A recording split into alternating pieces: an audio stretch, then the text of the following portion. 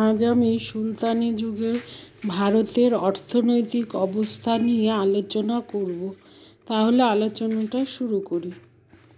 সুলতানি যুগের অর্থনীতির অন্যতম প্রধান স্তম্ভ ছিল কৃষি। সুলতান ও শাসক অভিজাতদের সচ্ছলতার মূলে ছিল কৃষি জমির আয় থেকে পাওয়া কর। ডক্টর ইরফান হাবিবের মতে ১৩০০ ও ১৪০০ শতকে লোকসংখ্যার অনুপাতে ভূমির অভাব ছিল না। গাঙ্গেয় উপত্যকার বহু অংশ তখনও ছিল অকর্ষিত জঙ্গলময় জমি। তাছাড়া জমি ছিল দুফসলি, ভীষণ উর্বরা। বৃষ্টিপাত ও সেচের ব্যবস্থা থাকলে প্রচুর ফসল ফলত। সুলতানি আমলে জমিতে নানা রকম ফসল ফলত। ইবন বতুতার বিবরণ থেকে জানা যায় যে শরৎকালীন ফসল বা খরিফ এবং বসন্তকালীন ফসল বা রবি চাষ হতো।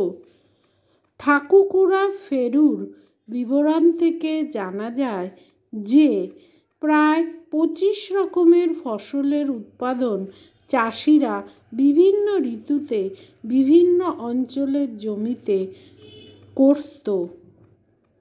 প্রধান কৃষিজাত পণ্য ছিল গম, ধান, কলাই, ভুট্টা, আলু, বাদাম, তামাক, আখ, তৈলবীজ, যব, মশলা, নারকেল, পান, সুপারি, আদা, বিভিন্ন প্রকার ফল। এছাড়া বিক্রির জন্য আফিম, নীল প্রভৃতির চাষ হতো। কৃষিপণ্যের বাজার দর সবসময় সমান থাকত না। আলাউদ্দিন খলজির আমলে বাজার দর সম্পর্কে জিয়াউদ্দিন বর্ণী যে তালিকা দিয়েছেন তা পরীক্ষা করে গবেষক ডক্টর ইরফান হাবিব অভিমত দিয়েছেন যে সেচ সেবিত জমির ফসলের দর অসেচ জমির ফসল অপেক্ষা বেশি ছিল। খাদ্যশস্য যথা গম, ধান, যব প্রভৃতি অসেচযুক্ত জমিতে ফলত। বর্ষার জলের উপরেই এই শস্যগুলোর উৎপাদনের জন্য নির্ভর করতে হতো। দিল্লির সুলতানরা মধ্য এশিয়ার আদর্শে উত্তর ভারতে সেচখাল খোদাইয়ের কাজে হাত দেন। ফিরোজ তুগলকের আমলে বহু সেচখাল ও কূপ খোদাই করা হয়। তার দুটি বিখ্যাত খাল ছিল, সেগুলি হল রাজাবওয়া ও উলুগখানি খাল। এই দুটি খাল যমুনা থেকে হিসার ও ঘরঘরা পর্যন্ত খোদাই করা হয়। খাল ও কূপ থেকে ফার্সি চাকার দ্বারা সেচের জল তোলা হতো। কৃষকদের সেচের জন্য আলাদা কর দিতে হতো। কৃষি ছাড়া পশুপালন ছিল অন্যতম প্রধান জীবিকা। সুলতানি যুগে পশুচারণের জন্য জমির অভাব ছিল না। গৃহপালিত পশুগুলি গ্রামের কাছাকাছি জমিতে চরানো হতো। এছাড়া অকর্ষিত জমি ও অরণ্যে পশুচারণের ব্যবস্থা ছিল। গরু ও মহিষ ছিল মূল্যবান গৃহপালিত পশু। এই পশুগুলোর দ্বারা জমিতে লাঙল টানা, মাল বহবার জন্য গাড়ি টানা বা গরু ও ঘোড়ার পিঠে মাল বহিবার কাজ করা হতো। গরু ও মহিষের দুধ এবং দুধ থেকে ঘি, ছানা প্রভৃতি খাদ্য হিসাবে ব্যবহার করা হতো। এছাড়া ঘোড়া, ভেড়া, ছাগল প্রভৃতি পশুও পালন করা হতো। ফিরোজ শাহ হিসার অঞ্চলে বহু খড়ক বা পশুশালা স্থাপন করেন। বাংলার আখ, গুড় ও চিনি, দক্ষিণ ভারতের ও পাঞ্জাবের সরু চাউল, দোয়াবের গমের খুবই চাহিদা ছিল। দিল্লির বাজারে শিরশুতি চালের খুব নাম ছিল। এছাড়া আম, কলা, কাঁঠাল প্রভৃতি ফলের বিশেষ উৎপাদন হতো। ফিরোজ শাহ দিল্লির নিকটে প্রায় ১২০০ ফলের বাগান স্থাপন করেন। সুলতানি যুগে আমের খুব চাহিদা থাকলেও কলমের আম গাছের প্রচলন ছিল না। কৃষিজাত দ্রব্যের সাহায্যে কারিগর শ্রেণী নানান ধরনের শিল্পদ্রব্য তৈরি করত। কে এম আশরাফের মতে সুলতানি যুগের যন্ত্রপাতি ও কলাকৌশল ছিল নিম্নমানের, সুতরাং শিল্পদ্রব্যের মান খুব উঁচু ছিল না। তবে বহু কারিগর ও শিল্পী বংশানুক্রমে নিজ নিজ পেশায় নিযুক্ত থাকত। 1400 ও 1500 শতকে রেশম শিল্পের বিশেষ প্রচলন হয়। তসর, মুগা, ঘাজ রেশম তৈরি হতো। চীনা রেশমের ভারতে তেমন প্রচলন ছিল না। বাংলার বিখ্যাত রেশম শিল্পের উল্লেখ ইবন বতুতার রচনায় পাওয়া যায় না, কিন্তু 1500 শতকের চীনা পর্যটক মা হুয়ান বাংলায় রেশম শিল্প ও গুটিপোকার বিশেষ উল্লেখ করেছেন। তারিখ-ই-রশিদি গ্রন্থে কাশ্মীরে রেশম শিল্পের কথার উল্লেখ পাওয়া যায়। কৃষিজাত দ্রব্য থেকে সুলতানি যুগে নানা শিল্পদ্রব্য তৈরি করা হতো। আখ থেকে চিনি, গুড় তৈরি হতো। বাংলার চিনি সারা ভারতে খ্যাতি ও চাহিদা ছিল। তুলা থেকে বস্ত্রশিল্প গড়ে উঠেছিল। তুলা থেকে প্রথমে সুতা তৈরি হতো এবং এই সুতার দ্বারা কাপড় বোনা হতো। চরকা দ্বারা সুতা কাটা হতো। ইসামি তার ইতিহাসে চরকার কথা বলেছেন। এছাড়া ধুনুকি তার যন্ত্রে তুলাকে ধুনত, তাতে কাপড় বোনা হতো। অত্যন্ত মোটা সুতোর কাপড়ের নাম ছিল কামিনা। দরিদ্র লোকেরা এই কাপড় পরত। মাঝারি সুতোর কাপড়ের নাম ছিল কিরপাস বা কালিকো। মিহি সুতার কাপড়ের নাম ছিল বারিফ। এছাড়া ছিল মিহি রেশমের কাপড় বা মসলিন। বাংলার মসলিনের সুনাম ছিল। দিল্লি ও আলিগড়ে মোটা রেশম মুগার কাপড় বোনা হতো।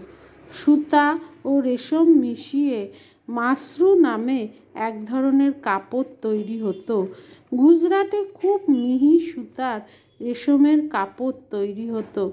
এই কাপড়ের নাম ছিল পাটোলা। আলাউদ্দিন গুজরাট জয় করে বহু উৎকৃষ্ট পাটোলা অধিকার করেন। এছাড়া কাশ্মীরের শাল, কার্পেট ও পশমের জিনিসের নাম ছিল। বস্ত্রশিল্প গ্রাম ও শহর সর্বত্রই ছড়িয়ে ছিল। সুলতানি কারখানায় সূক্ষ্ম শিল্পের কাজ, সূচি কাজের জন্য কয়েক হাজার শিল্পী কাজ করত। রাজ পরিবারের ও উচ্চ কর্মচারীদের প্রয়োজনীয় দ্রব্য এই কারখানায় তৈরি হতো। সুলতানি যুগে ধাতু শিল্পের মধ্যে লৌহ শিল্পের খুব চাহিদা ছিল। কর্মকাররা অস্ত্র শস্ত্র, চাষের যন্ত্রপাতি ও গৃহস্থালির দ্রব্য তৈরি করতে ব্যস্ত থাকত। এ যুগে খুব উচ্চমানের ইস্পাত তৈরি হতো, যার বিশ্বব্যাপী খ্যাতি ছিল। কচ্ছের লোহা ছিল খুব উন্নত মানের। এছাড়া সোনা রূপার গহনা তৈরির কাজের প্রসার ঘটেছিল। তবে ভারতে বেশি সোনা রূপার উৎপাদন হতো না। বাইরে থেকে এই ধাতুগুলো আমদানি করা হতো। রাজপুতানার সম্বর হ্রদের জল থেকে লবণ তৈরি হতো। দাক্ষিণাত্যের খনিতে হীরা ও দামি পাথর পাওয়া যেত। তুতিকোরিনে মুক্তার চাষ হতো। দিল্লি নগর ছিল বাণিজ্যের এক বড় কেন্দ্র। সুলতানি যুগের বড় শহরগুলোর মধ্যে ছিল দিল্লি, দেবগিরি, লাহোর, ক্যানবেরা, লখনৌতি ইত্যাদি। মুদ্রা, অর্থনীতি ও নগরের বিস্তারের ফলে বাণিজ্যের বিস্তার ঘটেছিল। নগরের লোকেদের খাদ্য ও অন্যান্য দ্রব্য সরবরাহের জন্য গ্রাম অঞ্চল থেকে খাদ্য ও অন্যান্য দ্রব্য সরবরাহ আসত। নায়েক ও মুলতানি বণিকরা বাণিজ্যে পারদর্শী ছিল। সুলতানি আমলে বড় সড়কগুলি বিভিন্ন নগরকে যুক্ত করত। বাংলায় গিয়াসউদ্দিন আইওয়াজ খালজি বহু রাস্তা তৈরি করেন, যেগুলি একাধারে নদী, বাঁধ ও রাস্তার কাজ করত।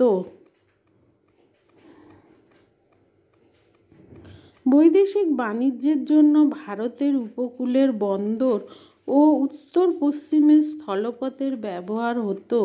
স্থলপথে মুলতান ছিল এক সীমান্ত বাণিজ্য কেন্দ্র। মধ্য এশিয়া ও পশ্চিম এশিয়া থেকে ঘোড়া ও দাস আমদানি হতো। এছাড়া সোনা, রূপা, জাফরান আমদানি করা হতো। ভারত থেকে মশলা, সুগন্ধি মশলা, কাপড়, চিনি, চাউল, নীল, রেশম, দামি পাথর রপ্তানি করা হতো। উপকূলের ক্যাম্বে, সুরাট, সাতগাঁও ছিল বিখ্যাত বন্দর। দিল্লি ও অন্যান্য নগরের মধ্যে অন্তর বাণিজ্য চলত। দিল্লিতে বিরাট দাস ও ঘোড়ার বাজার ছিল। আমরোহা থেকে খাদ্যশস্য, আলিগড় থেকে মদ, ধার থেকে পান, অযোধ্যা থেকে কাপড়, দেবগিরি ও লখনৌতি থেকে মসলিন দিল্লিতে আসত। মুলতানি শাহ সম্প্রদায় ছিল ধনী বণিক। মুলতানি বণিকরা সরকার ও শাসক শ্রেণীকে সুদে টাকা ধার দিত।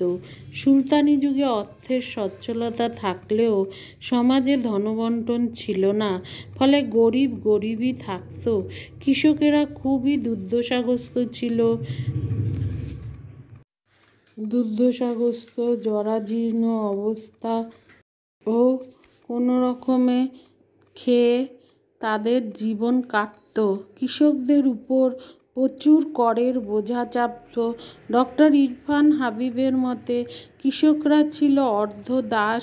গ্রামের প্রধান খুঁত ও মুকদ্দমারা ছিল সম্পদশালী।